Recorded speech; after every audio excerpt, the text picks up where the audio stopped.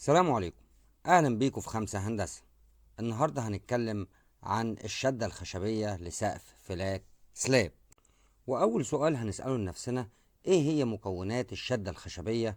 وايه هي الابعاد المسموح بيها في الشدة الخشبية؟ وايه هي المناسيب اللي احنا بنحتاجها؟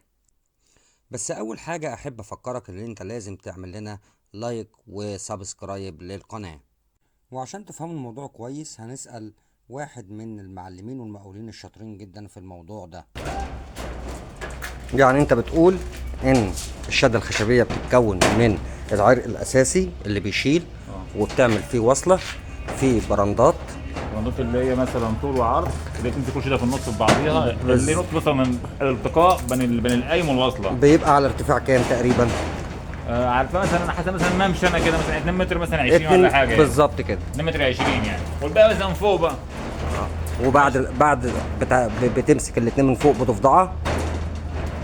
ضفدعه من فوق وبقمطه من تحت ضفدعه على طول عشان العرق مثلا ما يفتحش من فوق مع الضغط يعني. وبعد كده مثلا عندنا الحمالين، وبعد كده عندنا العرق اللي هو الاساسي اللي هو بتاع الشغل. وبعدين التطبيق اللي بعد كده فوق. التطبيق، بعد كده الرقه. طبعا التطبيق ده خشب برضو جديد، بيبقى منور مع رش المية. الخشب ده ايه؟ كله طبعا بيلم. خشب كله فورلاند. وزي ما قلنا ان المسافة ما بين العروق بتبقى حوالي 85 سم. الفرق ما بين ان انا اوصل بعرقين وان انا اوصل بعرق وطفشه. يا معلم عصام، بص ده مثلا اي ما مثلا خلينا هنا كده عشان النور الاضاءة. نرجع هنا يا باشا، مثلا عرق مثلا هو 3 متر تمام. في بعد كده هندسه فوقيه حمالين ماشي، مع وصله لفظانه، مع ايه، مع عرق بتاعنا اللي هو بتاع الشغل بتاعنا كله يعني كل الاحمال، مع ضفدعه مثلا 5 سم ولا حاجه. ده امان و100 100. ده امان ويشيل معاك رقه 30 كمان 35 كمان لو عايز يعني.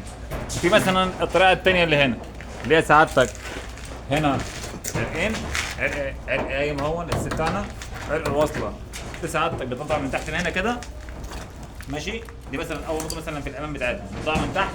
بعد كده البرندة بتاعتنا برضه بيصمم برضه على البرندة. والامان الثالثه القمطه. الامان الرابعه ضفدعه اللي فوق. طيب ده الامان بتاع كل نوع. طيب هنتكلم عن عيوب ومميزات كل نوع.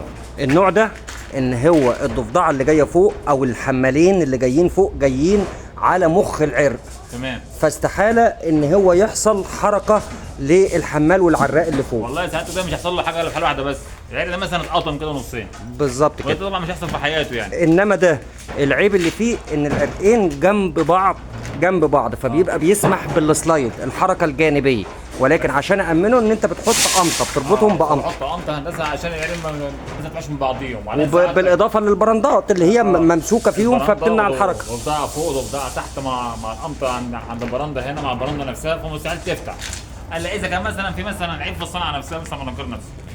شكرا معلم عصام.